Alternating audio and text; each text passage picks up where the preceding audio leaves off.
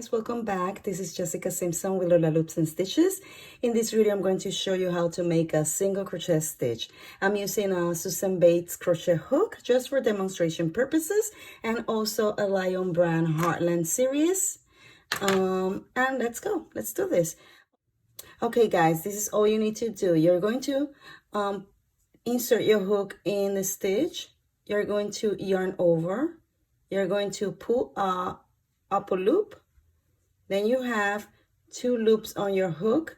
You're going to yarn over again, and you're going to pass the yarn through the 2 loops. And that's it. That's how it's done. Again, insert your hook, yarn over, pull out a loop, yarn over again, and pull out that strand through the 2 loops. And that's it. That's a single crochet stitch. Hope this helped. Bye-bye. Hey, check out my other videos where I'm showing necessary skills needed to grow faster in the crochet world. You can find Lola Loops and Stitches on Pinterest, Twitter, Facebook, and Instagram.